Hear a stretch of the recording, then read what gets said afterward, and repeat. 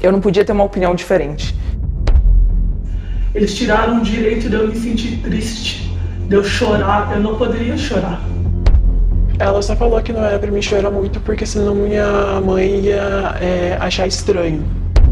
Muitas igrejas hoje pensam como uma empresa. A empresa não quer funcionário problemático. Se eu tô com 50 reais na minha carteira, eu vou dar uns 50 reais que eu tenho. E eu me senti culpada por muito tempo. Parece um delírio coletivo. Era praticamente um coach espiritual.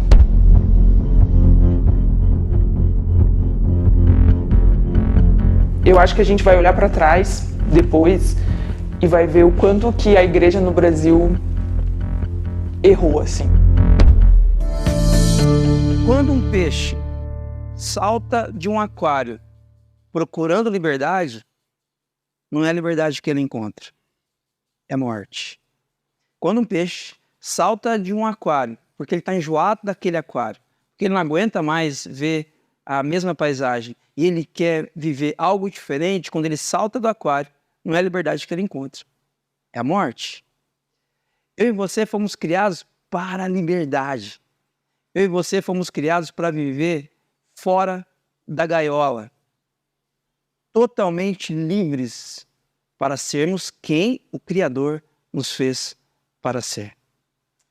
No entanto, nessa série de mensagens, nós queremos refletir acerca de uma realidade, não de uma especulação ou outra, de uma realidade que atinge o Brasil, a nossa cidade e as nossas comunidades cristãs.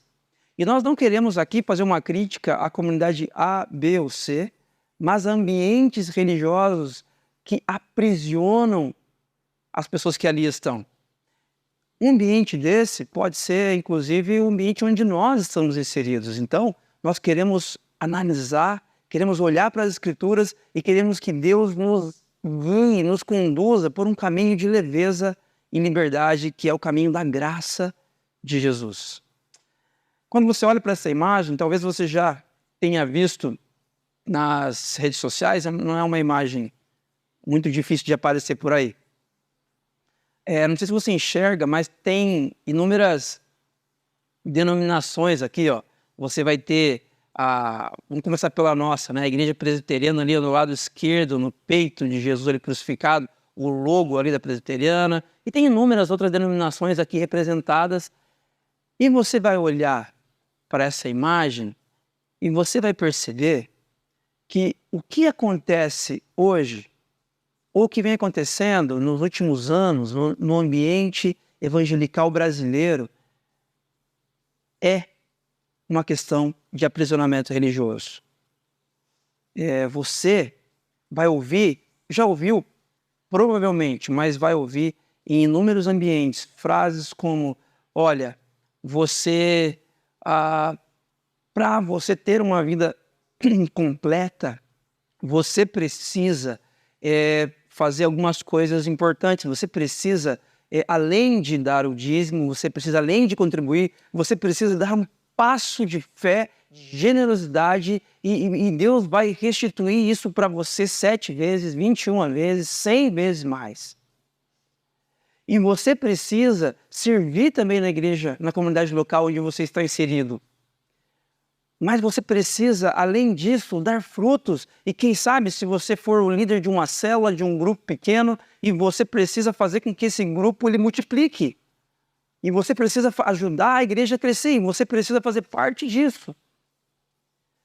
E para você ter uma vida assim completa, é interessante que pelo menos uma vez na sua história você vá para Israel e faça uma viagem para Israel, e lá você seja batizado de novo, nas águas do Rio Jordão, nas mesmas águas que Jesus foi batizado, porque é mais especial. E vai ter um encontro de casais e você tem de participar e levar pelo menos 2 ou 3 casais. E é baratinho, R$2.000 apenas, e você divide em 10 vezes no cartão. E você precisa também comprar esses kits aqui, camiseta, boné, essas coisas da igreja, porque a gente está fazendo aqui um bem bolado e a gente precisa de dinheiro e você precisa participar. Se você não se envolve, é sinal que você não está participando do que Deus está fazendo. Nessa imagem, a gente vê Jesus sendo vendido, sendo utilizado, sendo divulgado como um negócio. Como um negócio. Isso parece tão distante de nós. Talvez isso, o que nós estamos propondo, essa reflexão que estamos propondo aqui nessa série de mensagens, isso parece ser algo distante de você. Talvez você nunca vivenciou um ambiente assim. Mas eu quero desafiar você a pensar no seguinte: todo ambiente de aprisionamento religioso é um ambiente de abuso, ok? Todo ambiente de aprisionamento religioso é um ambiente de abuso. E se você estuda um pouquinho o que acontece numa relação de abuso, uma relação de abuso ela não gera simplesmente um abusado, ela gera um dependente. Se uma relação de abuso, de aprisionamento religioso gera um dependente, então eu digo para você nessa manhã que sair de uma gaiola religiosa não depende só de você. Sozinho você não consegue sair. Seus amigos, seus familiares, sozinhos, não conseguem sair. Por quê? Porque uma relação de abuso dentro de um aprisionamento religioso gera mais do que abusados, gera dependentes. E nesse sentido, o que nós precisamos fazer então para sair dessas gaiolas? Será que isso tem a ver com a gente? Nessa série, nós conversamos com algumas pessoas da nossa comunidade que estão com a gente no Ático. E nós convidamos essas pessoas para que compartilhassem algumas experiências que viveram em ambiente de aprisionamento religioso. Mais uma vez, não queremos expor uma denominação, não queremos expor nenhum líder, nenhum pastor, nenhum líder religioso, tá? Mas nós precisamos sim expor esse câncer que falsifica a mensagem do Evangelho. E eu quero convidar você a ver, neste momento, um depoimento de uma pessoa da nossa comunidade. Você que está nos assistindo pelo YouTube ou você que está nos ouvindo pelo Spotify, neste momento haverá um corte, você não vai ver esse vídeo, para que preservemos as pessoas que estão querendo compartilhar isso com a gente. Então você que está aqui presencialmente vai ter acesso a esse vídeo e eu quero que você preste bastante atenção. Isso aqui não aconteceu com alguém que está lá na tribo não sei na onde, que está lá no estado distante. Não, isso aqui aconteceu aqui, perto de nós, com uma pessoa da nossa comunidade.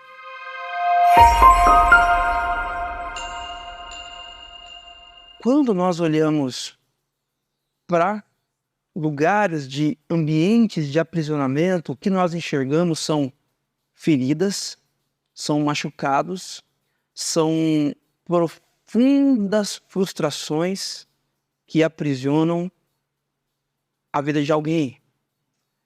E a gente vai achando normal, a gente vai achando, não, faz parte, é que aquela pessoa é uma pessoa de Deus, é um homem de Deus, o pastor, o padre, o bispo, ou sei lá qual seja o título que essa pessoa tenha, ela recebeu algo de Deus e nós temos que segui-la.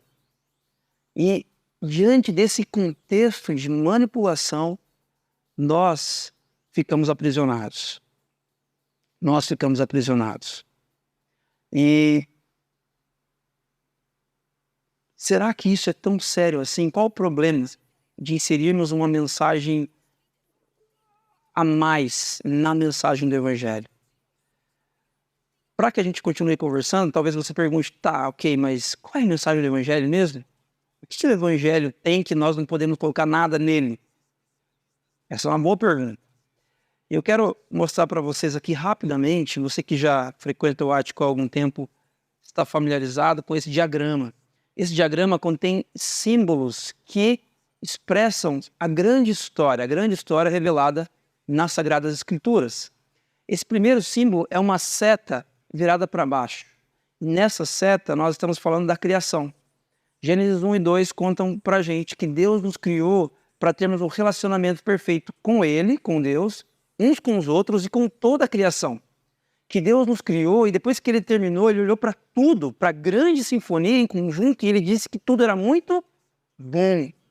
Deus olha para tudo que Ele fez e não há caos, não há desordem, não há morte, não há ruptura, não há nenhum desacerto naquilo que Deus fez e projetou para a humanidade, para toda a criação. O que Deus fez é bom.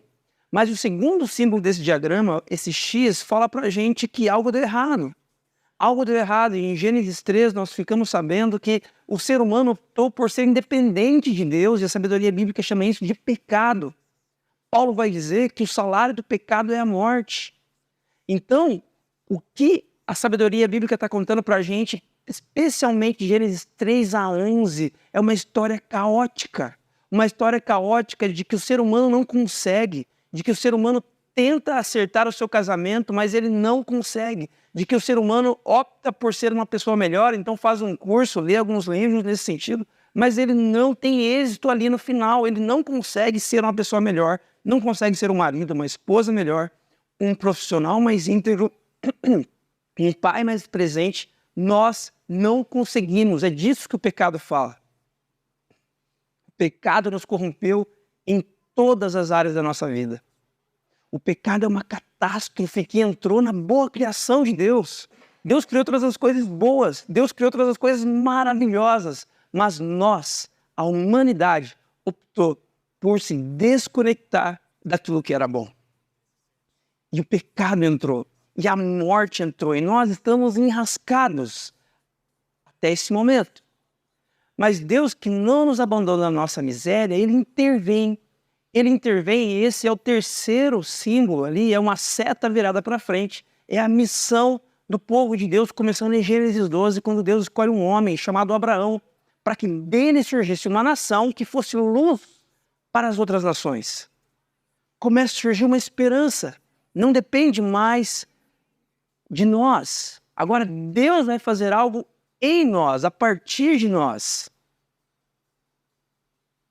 E nós que estávamos perdidos, que estávamos completamente enrascados, agora temos a esperança de alguém que vai surgir a partir dessa nação. E esse alguém é Jesus. E nós entramos no quarto símbolo, essa cruz fala da vida de Jesus, da sua vida perfeita, sem pecados, dele ter sido entregue, dele ter sido morto, crucificado pela humanidade, para que o reino de Deus estivesse presente e nós não estivéssemos mais na realidade do X, do pecado. Não estamos mais naquela realidade. Agora, nós estamos vivendo a realidade da mensagem do Evangelho. A palavra Evangelho significa boas notícias. Boas notícias, uma excelente notícia. Qual é a excelente notícia? Jesus! Nós não mais estamos presos ao pecado. Nós não mais estamos presos aos efeitos do pecado. Você não precisa mais ser uma aberração a respeito de quem o Senhor o criou para ser. Você pode, um dia de cada vez, estar mais próximo do sonho de Deus para você, porque o Espírito Santo habita dentro de você e empodera você para ser mais parecido com Jesus. A boa notícia é de que agora nós entramos ali no quinto símbolo, nós agora somos o povo de Deus em missão na terra. Essa seta para frente, ela é uma nova fase da missão do povo de Deus. Se antes o povo de Deus era a nação de Israel, etnicamente falando, agora o povo de Deus é uma igreja, com diferentes pessoas que se reúnem ao redor do mundo e estão em missão. Que missão? A missão de compartilhar que existe uma boa notícia. Não existem duas, não existem três, não existem 25 boas notícias, existe uma boa notícia. Jesus morreu na cruz por nós, pagou pelos nossos pecados, o Espírito Santo foi derramado. Isso significa que houve uma chancela de que o Pai recebeu o sacrifício do Filho e não depende mais de você. Você não precisa mais se esforçar para ser aceito pelo Pai ou aceito pelo Criador, porque o Criador aceita você, porque antes ele aceita a Jesus. O sacrifício de Jesus foi aceito. Agora, Jesus deixa a porta aberta e nós passamos, em nome de Jesus, nós passamos também por essa porta e nós também somos aceitos pelo Pai. Este é o Evangelho, esta é a mensagem do Evangelho, não depende mais de você. O pecado é o problema. Para toda boa notícia, você precisa de uma má notícia. A má notícia que precede a boa notícia, neste caso, é o pecado. A má notícia não é o seu marido, não é a sua esposa, não é o país que você vive, não é o governo de direita, de esquerda, de centro. A má notícia não é você ter nascido num país de terceiro mundo. A má notícia não é o seu pai não ter amado você como você gostaria que ele amasse. A má notícia é que nós pecamos. E pecando, nós nos afastamos daquilo que é bom. Nós nos afastamos do Criador. A boa notícia é que alguém interviu em nossa história. Essa é a boa notícia. Jesus entrou na história. Ele nos amou tanto que ele deu a sua vida por nós. Esta é a mensagem do Evangelho. E o último símbolo, nós vamos compartilhar dessa mensagem até que Jesus seja totalmente manifesto, até que ele venha, até que a casa esteja cheia. Mas o ápice desses símbolos é como se você tivesse uma casa grande com inúmeras entradas. Uma grande mansão com 6, 8, 10 acessos. Mas existe um acesso principal. O acesso principal é a cruz. O acesso principal é a cruz. É por isso que o símbolo do cristianismo não é um pão, apesar de Jesus ser o pão da vida. O símbolo do cristianismo não é uma luz, apesar de Jesus ser a luz do mundo. O símbolo do cristianismo não é a água, apesar de Jesus ser a água que mata toda a sede. O símbolo do cristianismo é a cruz, porque a cruz fala da boa notícia. A cruz fala da boa notícia, o Evangelho, poder de Deus para a salvação de todo aquele que crê.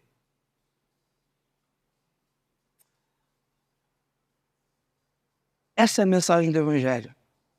No entanto, hoje, nós vemos realidades extremamente complicadas de exploração que acrescentam outros cacarecos religiosos em torno da mensagem do Evangelho. Ok, Jesus fez a parte dele, Jesus morreu na cruz por você, mas você precisa fazer isso, isso e isso. E quando você se sujeita a esse isso, isso e isso, você está sendo engaiolado. Ok, Jesus morreu na cruz por você, mas você não pode viver dessa forma. Você tem que ser assim, assim, assado. Todas essas regras de comportamento, elas são exatamente o que a religião fez ao longo de toda a história. É claro, irmãos e irmãs, eu não estou dizendo aqui que você se aproxima de Jesus e você fica do jeito que você estiver o resto da sua história. Não é verdade. Porque um pai amoroso, ele acolhe o filho e ele tira os carrapichos do filho. E ele troca a roupa do filho que está suja. E ele muda, e ele transforma o filho, ele ensina o filho novos hábitos. Haverá uma transformação, mas essa transformação não precede o abraço do seu pai. O nosso pai nos abraça, nos aceita e nos ama. Ainda cheios de carrapichos, ainda com a roupa cheia de barro, ainda fedendo, o Pai nos aceita. O Evangelho é esse aceite, esse abraço do Pai na direção de pessoas que não merecem, na minha direção e na sua direção. Agora, isso não é novidade. Quando a gente olha para a sabedoria bíblica, a gente percebe que a Bíblia, ela nos mostra que o povo de Deus está constantemente se sujeitando à religiosidade, a artifícios, a questões que vão sendo somadas à mensagem do Evangelho. E este é o contexto da carta de Paulo aos Gálatas. Esse é o contexto da carta de Paulo aos Gálatas. Paulo, ele era um judeu, ele era um fariseu. Fariseu, na época, era uma espécie de partido político religioso. e ele cumpria rigorosamente o que a lei do Antigo Testamento previa, e ele perseguia, inclusive, os cristãos. Ele perseguia cruelmente os cristãos e as cristãs naquele contexto, no primeiro século. No entanto, existe um momento onde Paulo tem um encontro com Jesus e ele é transformado por Jesus e então ele passa a compartilhar a mensagem do Evangelho, de que Jesus é a boa notícia que supera a má notícia que era o pecado. E Paulo então começa a visitar as igrejas, eu estou resumindo aqui, mas ele começa a visitar as igrejas e plantar novas igrejas com base neste fundamento. Qual o fundamento? Evangelho, boas notícias. Jesus morreu na cruz, ele ressuscitou, não mais estamos presos ao pecado. No entanto, algo começa a acontecer na igreja da Galácia. E Paulo precisa escrever uma carta para eles. Algo está acontecendo, algo não está legal.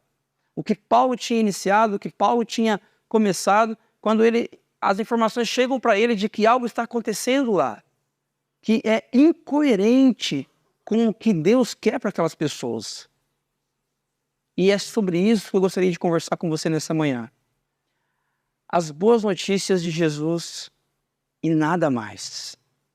É disso que a igreja da Galácia precisava, é disso que eu e você precisamos, de um ritmo leve que só a graça de Jesus pode proporcionar.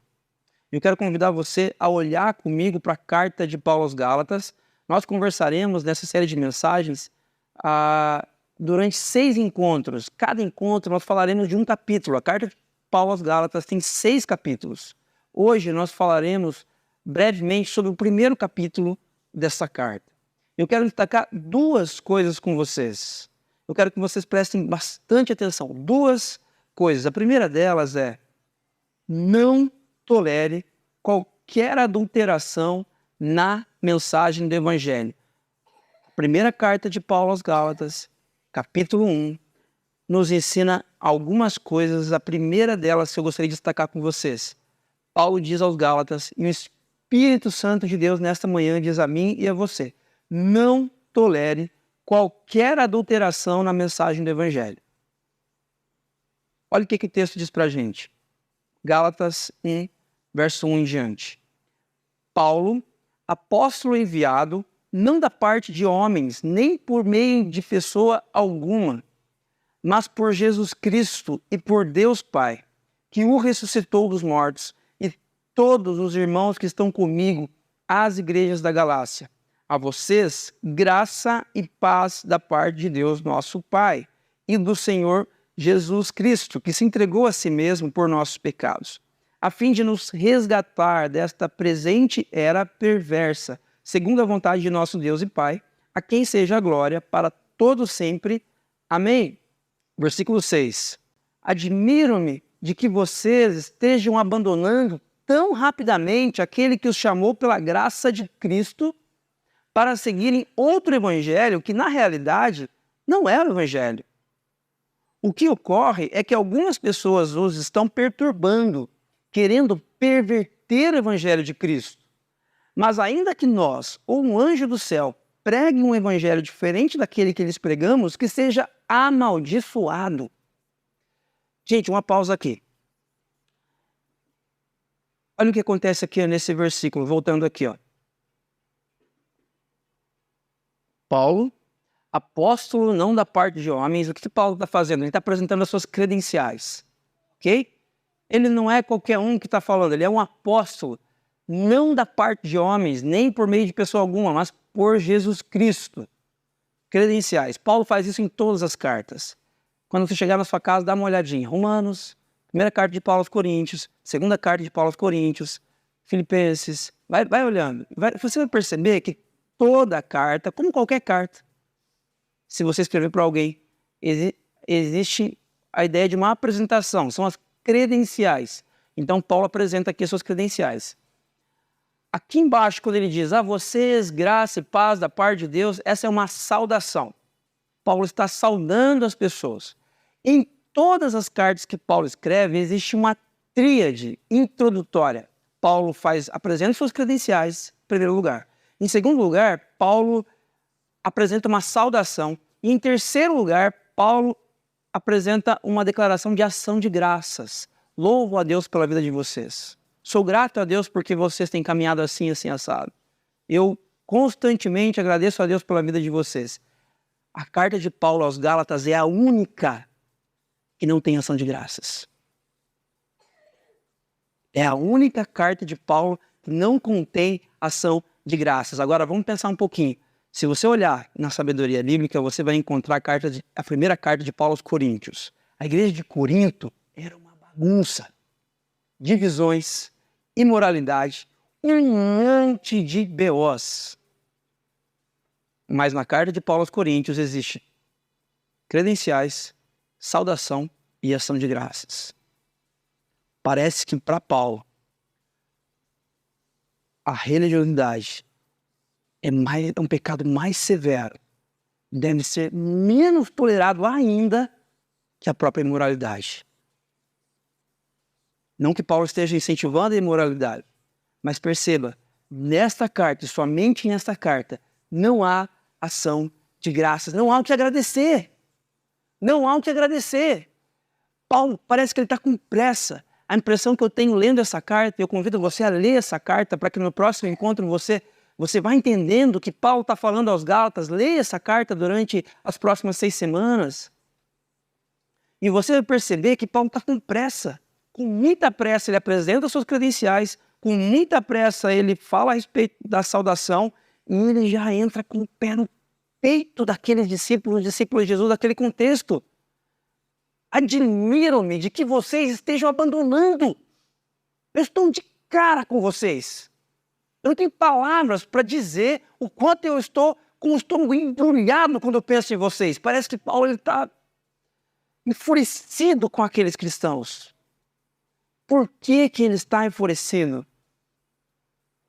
Porque vocês abandonaram tão rapidamente aquele que os chamou pela graça de Cristo para seguirem um outro evangelho. Aí você vai falar assim, nossa, talvez era um bruxo, né, que apareceu lá. Era um maluco que estava falando coisas assim muito diferentes do cristianismo. Gente, não. Sabe quais eram essas coisas?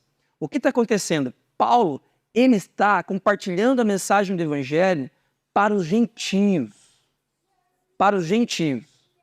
E quando isso acontece, Paulo começa a compartilhar com eles a única coisa que importa, a mensagem do evangelho. No entanto, quando Paulo se distancia, alguns cristãos judaizantes se aproximam da Galácia. E eles dizem o seguinte, olha, verdade, Jesus, ok, evangelho, está tudo certo. No entanto, vocês precisam também obedecer à circuncisão, vocês precisam também guardar o sábado, e vocês também precisam tomar cuidado com relação aos alimentos que vocês consomem e com os rituais de purificação desses alimentos. 3 coisas muito caras para os judeus. No entanto, quando Jesus ele entra na história, voltando para aquele diagrama, quando aquela cruz entra em cena, Jesus ele não revoga o Antigo Testamento, mas ele cumpre o Antigo Testamento. Jesus cumpre a lei.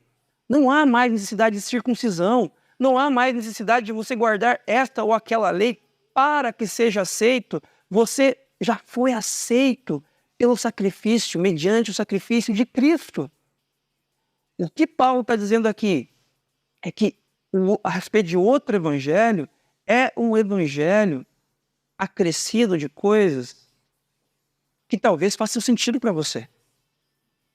Que talvez façam sentido para você. Talvez para você ser discípulo de Jesus tenha a ver com o que Jesus fez, com algumas coisinhas que você precisa fazer. Qualquer coisinha, por mais sentido que pareça fazer, inserida na mensagem do Evangelho, é aprisionamento religioso. E segundo Paulo, é outro Evangelho. Olha isso, essa palavra outro, ela é muito interessante. Tem um detalhe muito interessante aqui, quando a gente vai olhar no grego, a língua original em que o Novo Testamento foi escrito. Para nós, quando a gente vai falar outro, essa palavrinha basta e nós entendemos muito bem o que ela significa. No grego existem 2 palavras para outro. Tem a primeira palavra héteros, que é a palavra que a gente conhece muito, a gente usa, no português, a gente transliterou essa palavra para usarmos, e uma outra palavra que é allos. As duas significam outro, só que com um sentido extremamente diferente. A palavra allos, ela diz respeito a um outro da mesma natureza. Outro da mesma natureza. E Paulo aqui, ele toma cuidado, ele não usa a palavra allos. Ele diz aqui que o outro evangelho é um evangelho heteros, um outro de outra natureza, não tem nada a ver com a mensagem do evangelho. Paulo está deixando claro aqui que qualquer inserção, qualquer acréscimo ou decréscimo na mensagem do evangelho transforma este evangelho em outro evangelho de uma natureza completamente diferente. Que natureza? A natureza da barganha. A palavra aqui perverter, o que ocorre é que algumas pessoas os estão perturbando. Alguns líderes aí estão perturbando vocês, querendo perverter. Essa palavra poderia ser traduzida como reverter. Querendo trazer de volta o contexto antigo, de barganha, de troca. Meus irmãos, minhas irmãs, não caiam nessa. Não caiam nessa. Eu quero desafiar vocês, assim como Paulo, não ter paciência, não tenham paciência com a adulteração do evangelho. E mais, não tenham paciência com adulteradores do evangelho. Nós fazemos parte de uma geração que segue inúmeros pastores e líderes religiosos por aí. Ah, mas ele não fala tanta abobrinha, Carlos. Eu gosto de ouvir ele falar. Pelo amor de Deus, rompa.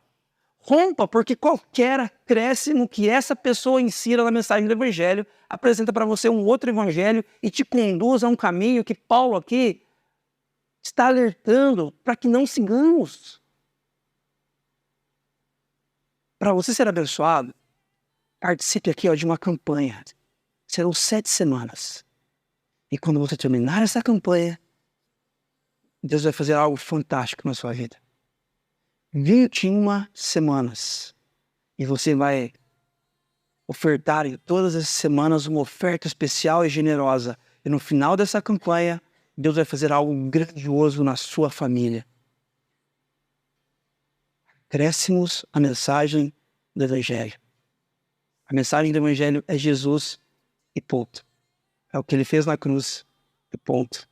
É interessante que Paulo vai dizer aqui, mas ainda que nós, ele se insere aqui na advertência, ainda que nós, ou um anjo do céu, pregue um evangelho diferente daquele que lhes pregamos, que seja amaldiçoado. A palavra aqui no grego é anátema. As versões mais antigas da Bíblia ainda traziam essa palavra transliterada, que significa ser nulo. Ignora. Abandona. Irmãos e irmãs, é o evangelho de Jesus, são as boas novas de Jesus Cristo e mais nada. E mais nada. Não tenha paciência, não tolere falsificações e falsificadores da mensagem do evangelho. Fuja dessas pessoas, denuncie-as. Ore por elas. Não estou pedindo para você odiar essas pessoas e dizer que elas são... Mas se aparte delas. Porque Paulo está dizendo aqui que essas pessoas estão perturbando. Perturbação.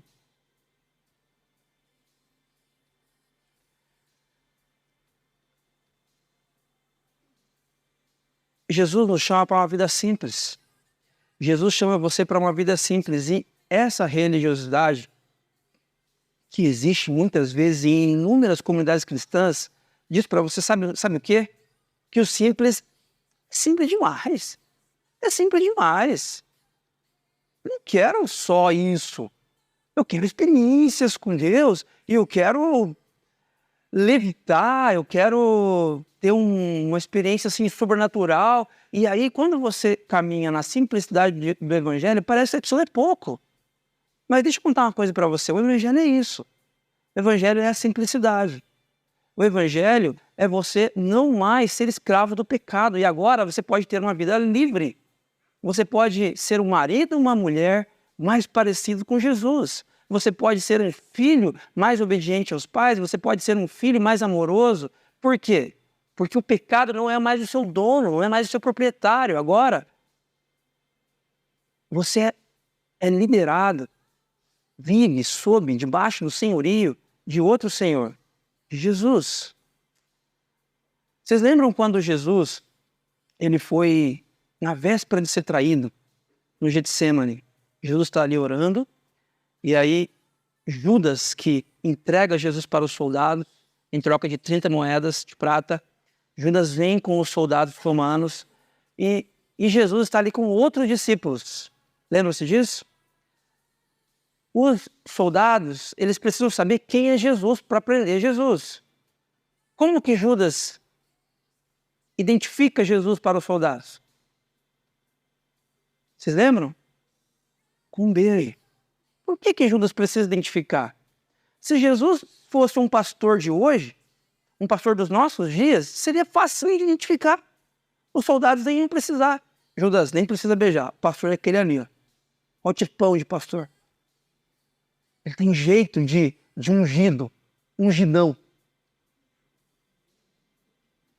Ele tem jeito. Ele tem um jeito de falar. Ele parece pastor.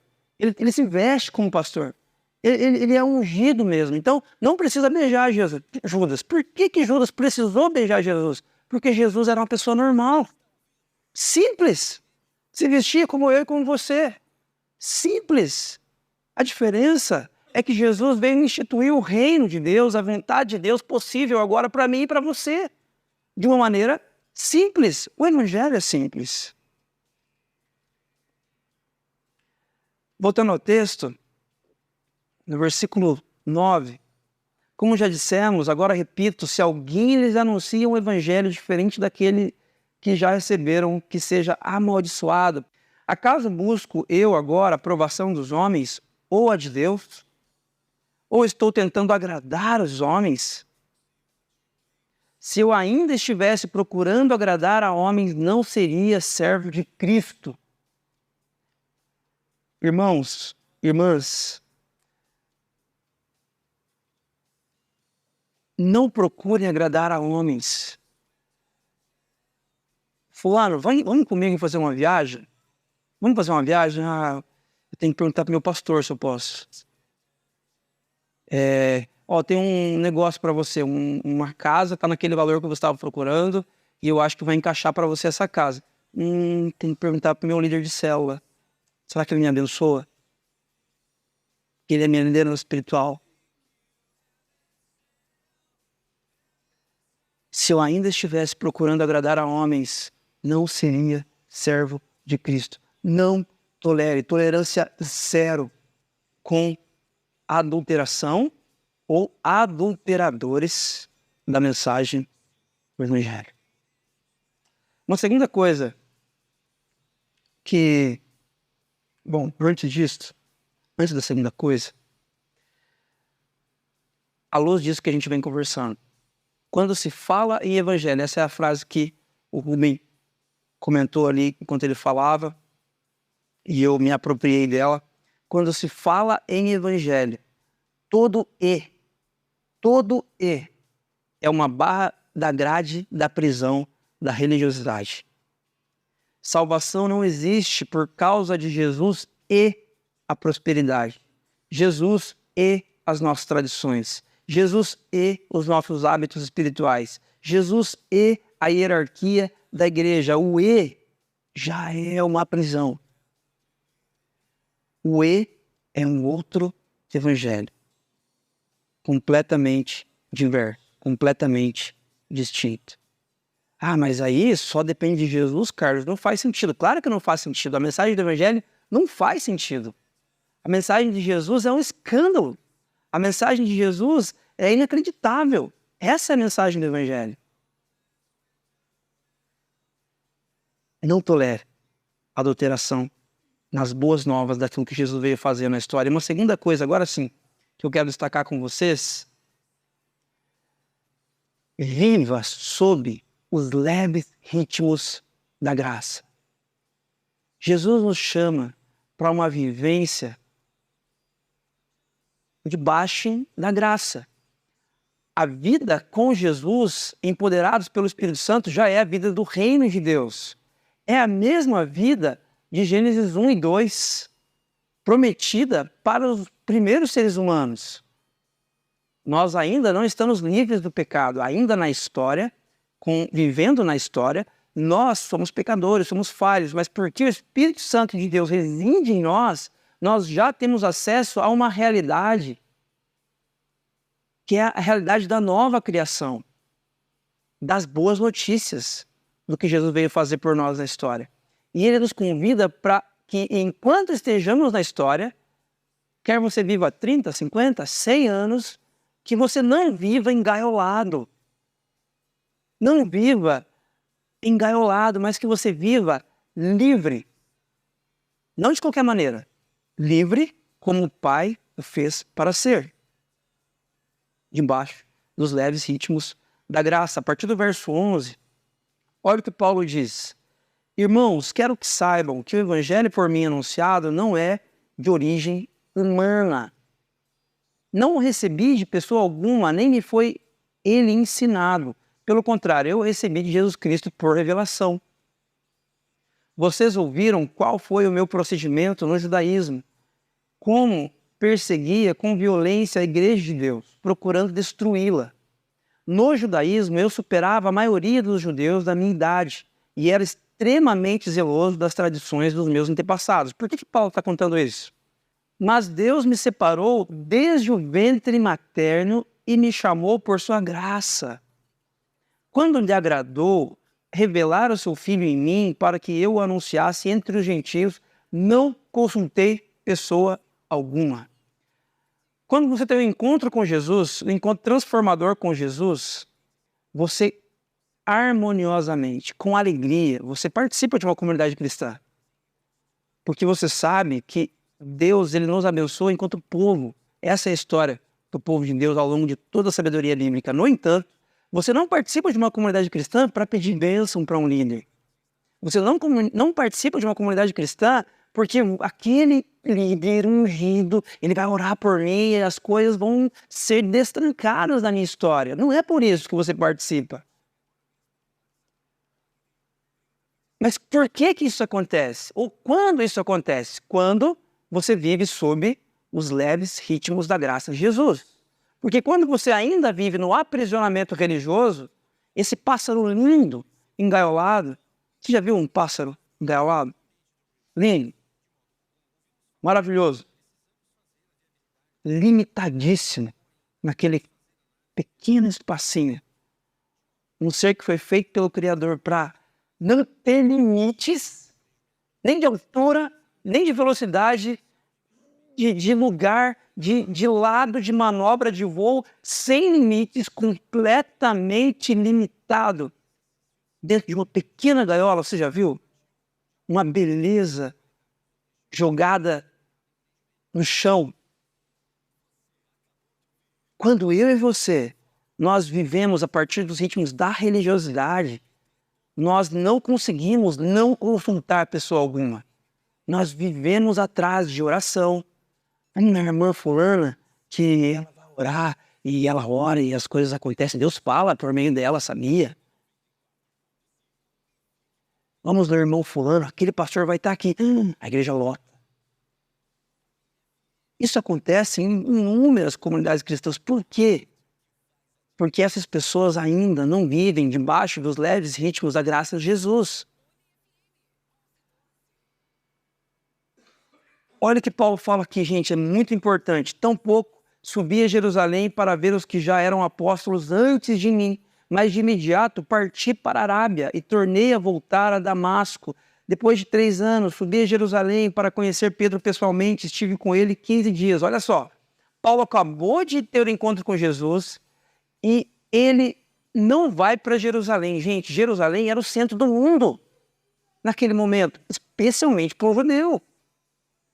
Jerusalém era o centro onde tudo acontecia, onde as pessoas do Instagram tinham mais curtidas, mais seguidores, onde a vida acontecia e todo mundo falava, uau, olha que líder fantástico, falando na sinagoga, ensinando, olha que professor talentosíssimo. Paulo não. Paulo ele não vai para Jerusalém. Paulo vai para Arábia. E ele fica lá 3 anos. Paulo não tem pressa. 3 anos depois que ele vai para Jerusalém ter um tempinho com Pedro. Por quê? Porque ele não precisa de aprovação de um pastor, de um líder, de um cara que tem uma unção diferente, como se isso fosse possível. Não. O que Paulo faz? Paulo vai fazer o que o Pai mandou fazer. Paulo vai pregar o evangelho, somente o evangelho, aos gentios. Mas só pode fazer isso quem vive debaixo dos leves ritmos da graça de Jesus. E ele continua: não vi nenhum dos outros apóstolos a não ser Tiago, irmão do Senhor. Quanto ao que lhes escrevo, afirmo diante de Deus que não minto. A seguir, fui para as regiões da Síria e da Cilícia. Agora, gente, preste atenção nisso.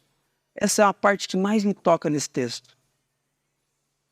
Mais me toca nesse texto, porque mostra o coração de Paulo e nos mostra um caminho a ser percorrido para que tenhamos um coração, uma vida submissa aos leves ritmos da graça e não engaiolados pela lei, por pastores, por líderes, quaisquer que sejam. Eu não era pessoalmente conhecido pelas igrejas da Judéia que estão em Cristo. Judéia é a região onde está Jerusalém. Jerusalém, capital de Israel, a cidade mais importante para os judeus naquele contexto. Judéia é a região onde Jerusalém está inserida.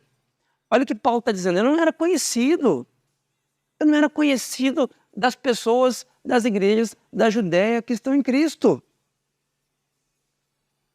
Por que ele não era conhecido, gente?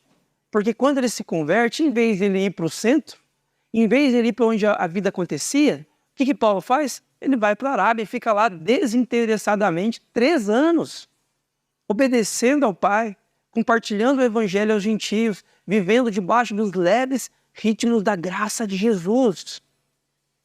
Apenas ouviam dizer: aquele que antes nos perseguia, agora está anunciando a fé que outrora procurava destruir.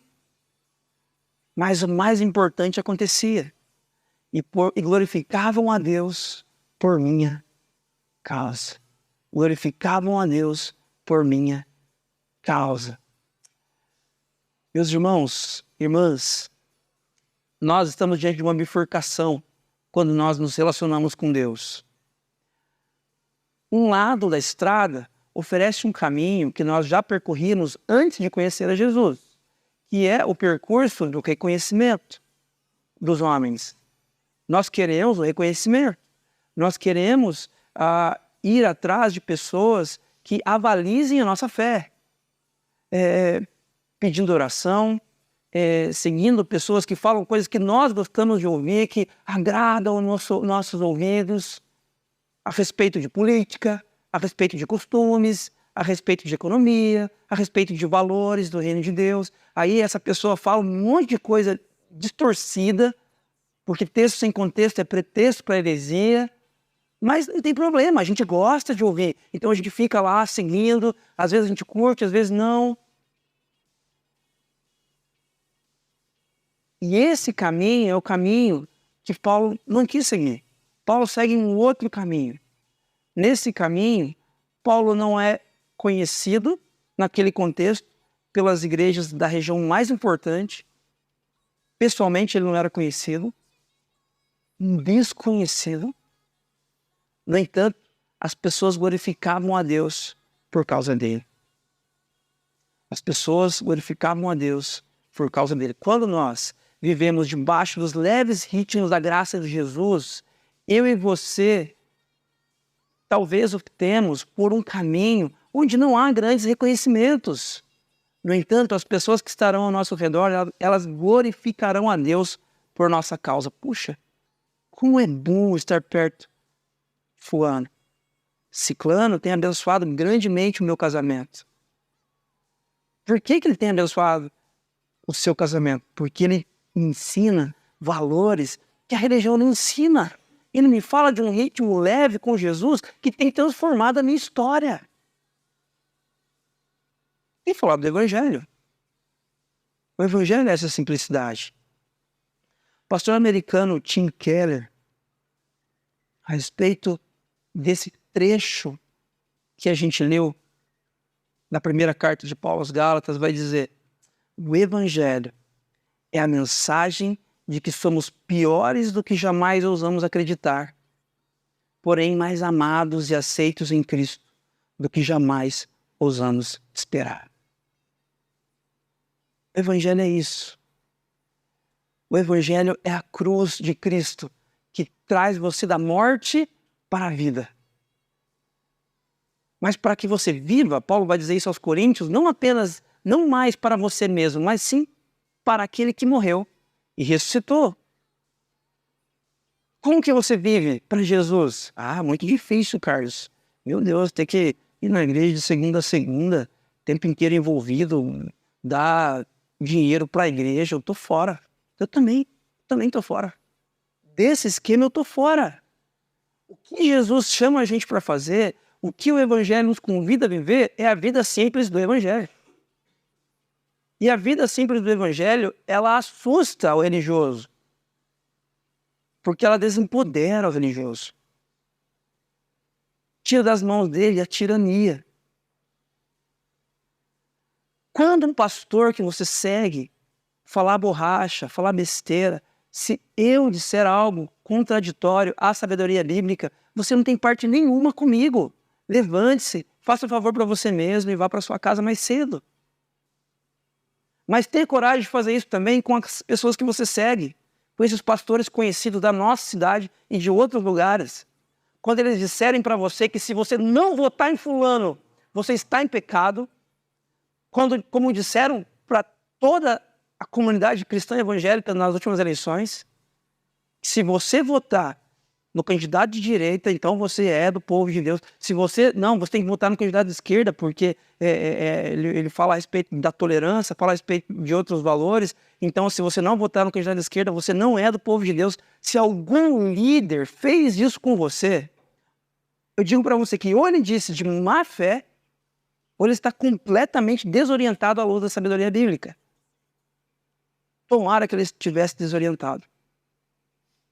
Porque se em algum momento ele disse que você deveria votar em fulano ou ciclano, ele errou completamente, porque o reino de Deus é outra coisa. O reino de Deus é mais abrangente. O reino de Deus subverte a política, o reino de Deus subverte os valores econômicos, o reino de Deus subverte os valores vigentes na nossa sociedade. O reino de Deus é a boa notícia de que não mais estamos presos à morte. Estamos livres de qualquer tipo de gaiola política, gaiola econômica, gaiola de costumes, gaiola do que fazer, do que não fazer, gaiola do horário do culto, gaiola da roupa que você veste. Você está livre de toda a gaiola. Livre para ser quem o Pai fez você para ser. Em liberdade. As boas notícias de Jesus. E nada mais. Essa notícia, ela transforma a sua vida, ela transforma a vida dos seus familiares, ela transforma a vida das pessoas que estão ao seu redor. Porque você compreende bem e compartilha bem? Não. É porque na notícia há poder. No evangelho há poder. É o evangelho que nos transforma. Ok? O que nós podemos levar para casa?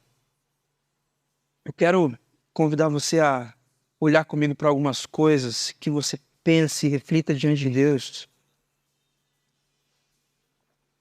Primeiro, não tolere qualquer tipo de alteração na mensagem do Evangelho, pois qualquer alteração, por menor que possa parecer, aprisionará você.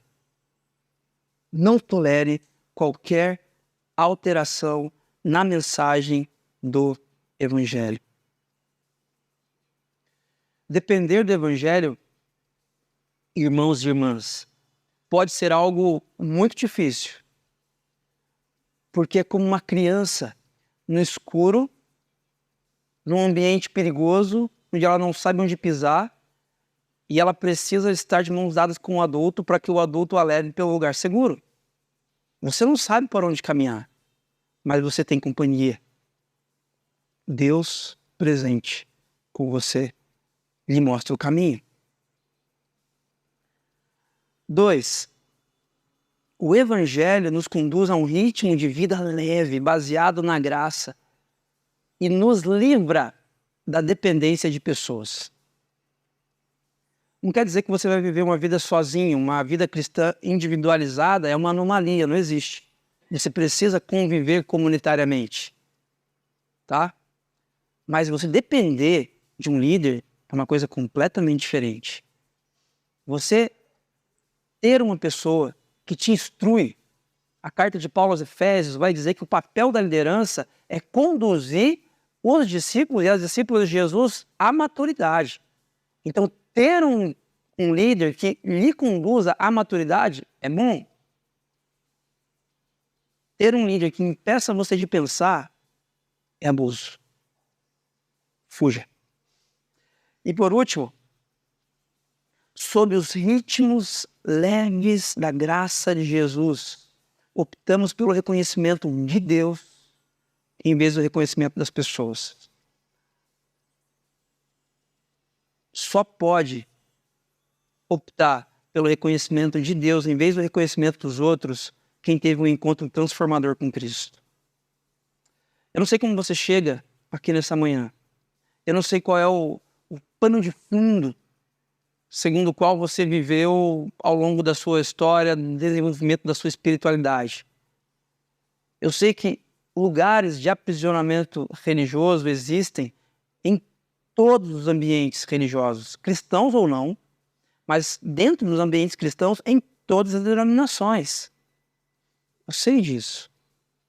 A boa notícia é o Evangelho. A boa notícia é que Jesus está aqui nessa manhã. E Ele está aqui e Ele pode, primeiro, fazer com que você tenha uma experiência com Ele, se você ainda não teve, um encontro tão transformador com Ele, que a partir daqui você não vai viver mais engaiolado, restrito à religiosidade, mas você vai viver sob os leves ritmos da graça de Jesus, envolvido alegremente em uma comunidade cristã, sim, servindo em uma comunidade cristã, sim, mas com alegria, com leveza, porque Jesus não te chama para a escravidão, chama você para a liberdade. Mas uma segunda coisa que Jesus pode fazer no seu coração neste momento, enquanto nós oramos, é curar as feridas, os machucados. Talvez você chegou aqui nessa manhã com feridas abertas,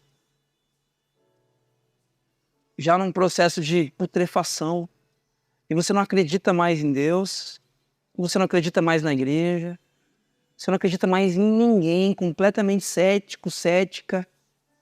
E quer saber? Eu entendo você. Porque esse processo religioso, ele nos destrói. Ele nos aniquila. Ele nos empobrece. Como um pássaro lindo, cheio de virtudes, engaiolado. Mas Jesus, nessa manhã, diz pra gente: meu filho, minha filha, é só sobre as boas notícias e nada mais. Vem comigo. É só sobre o que eu fiz por você, por amor, e nada mais. Uma liberdade sem precedentes. Vamos orar? Deus de graça, nós reconhecemos nesta manhã que, assim como os seus discípulos na Galácia, advertidos por Paulo, nós também, inúmeras vezes, abandonamos a essência do Evangelho.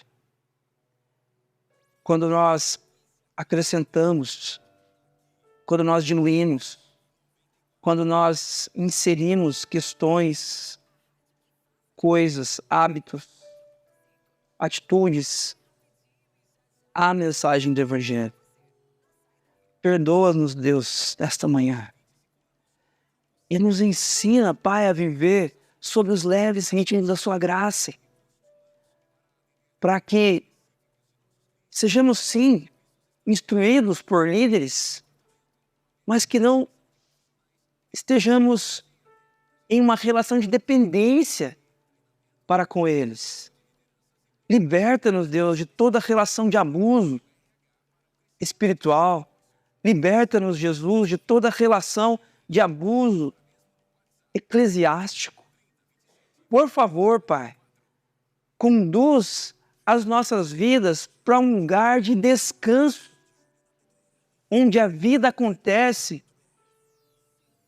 sob uma perspectiva diferente, intensa sim, profunda sim, contagiante sim, mas livre. Livre para sermos quem o Senhor nos criou para ser. Filhos e filhas amados do Pai. Faz isso, Pai, essa é a minha oração, em nome de Jesus. Amém.